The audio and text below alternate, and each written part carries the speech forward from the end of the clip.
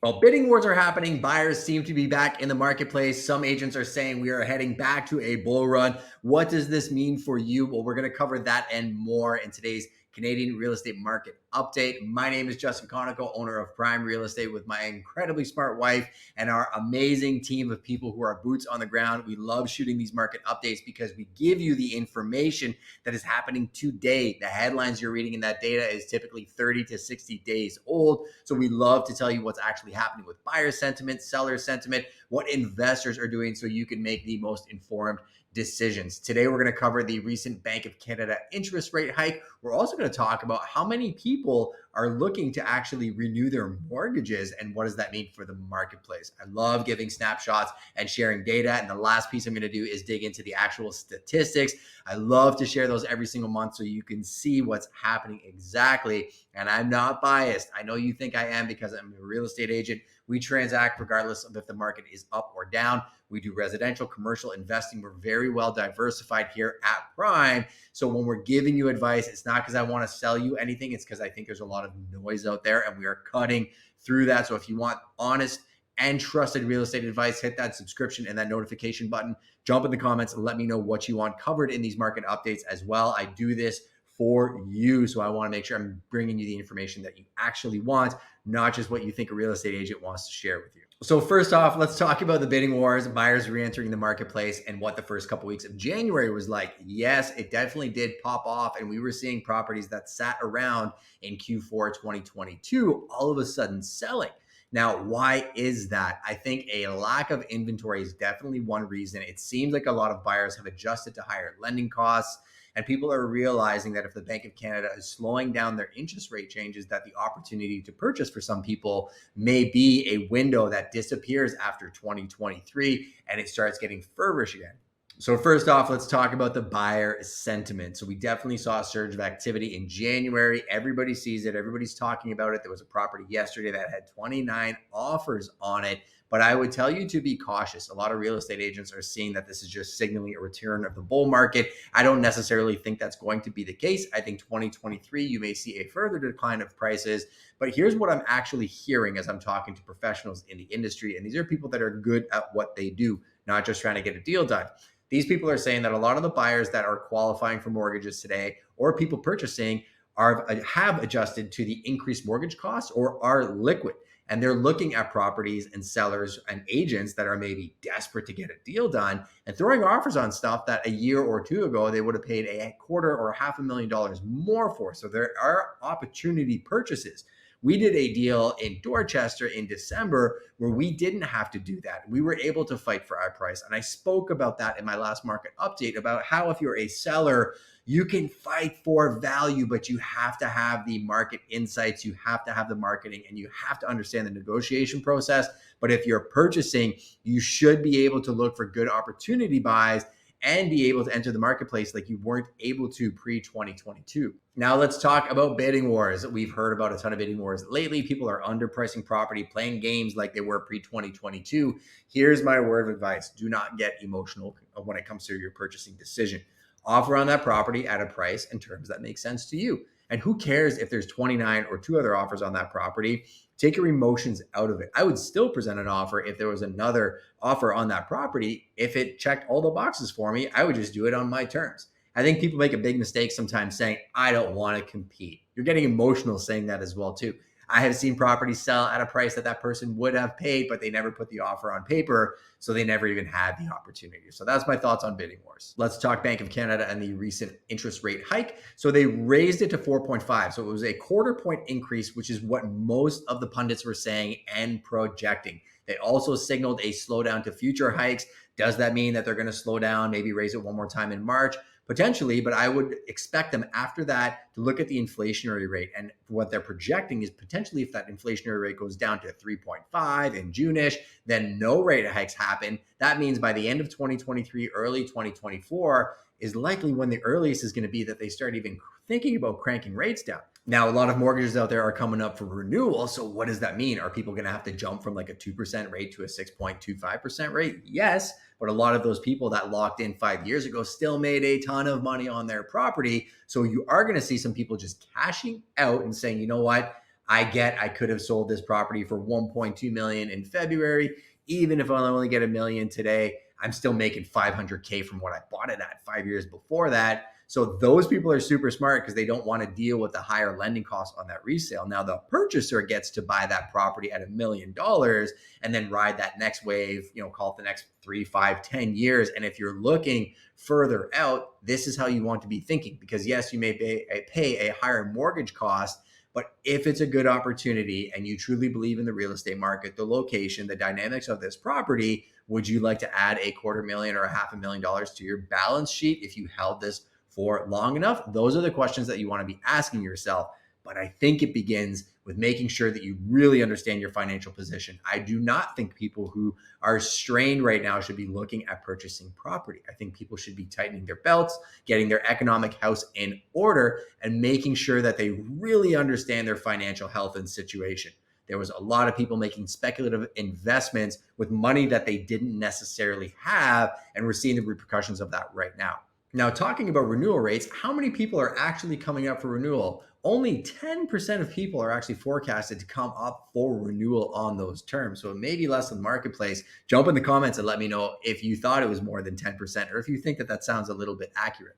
Another discussion I was in a Twitter space yesterday, we were discussing about how variable rate mortgages, however, are floating around that 35% of total mortgages out there. So that is definitely something to watch, because as variable rates shift and it keeps increasing, is that going to force some sales? You're definitely going to see impacts of that on the MLS, especially in people's willingness to wait out the actual listing price, right? A lot of times in real estate, it's price versus patience.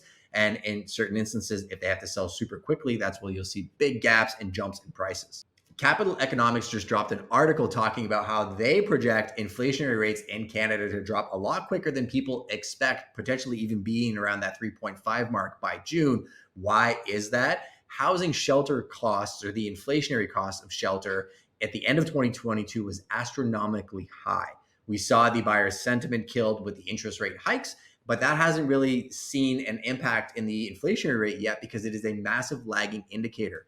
And with the cost of new construction coming down, both from the actual construction material costs, the cost of commission being paid because of the lower price points, they are really looking at the data and saying, well, we see this coming, but you're not going to see it in the data for 3 to 6 months. And I think it's going to take that cycle for the market to really start reacting. And that's why I said at the beginning of this video, I think it'll be end of 2023, 2024 before the sentiment really starts getting super positive. But people that are in the know are definitely getting more active right now. How do you feel about it? Let me know in the comments. Now, how does this all affect the real estate investment market? Well, investors have become far more active in the last 30 to 45 days. I've seen a lot of people over the last year get liquid, sell portfolios because they made enough money on those properties and have re-optimize what they're looking to go after, and they are going after it. Why is that? Albeit the interest rate costs are higher, the discounts on the property sometimes are putting them into a cap rate or cash flow position where the deal makes a ton of sense, and they can re-optimize those properties for the next 5 or 10 years,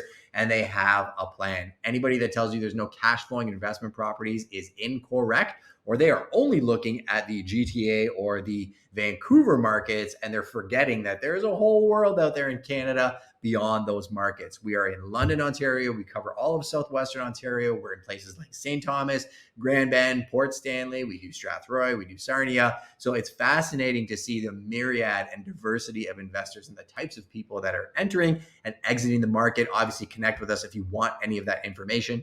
Speaking of Grand Bend, there's the pier. If you love Grand Bend, jump in the comments. Let me know if you've never been there. You should definitely check it out. Let's dig into the data. St. Thomas, average sales price 521, down 21.3% from 2021. The listings on market, 30 new listings, down 44.4%. That indicates the inventory. There's just less homes for sale. Sales activity, only 35 homes, down 40.7%. This is more because there wasn't enough properties the year before. 2.7 months of inventory, which is actually up a little bit. Median days on market, 21. That may surprise some people. Elgin market report, 522, 550, down 27.4%. 23 new listings, which is up a lot from the year before. 9 new sales, down 50. 7.2 months of inventory.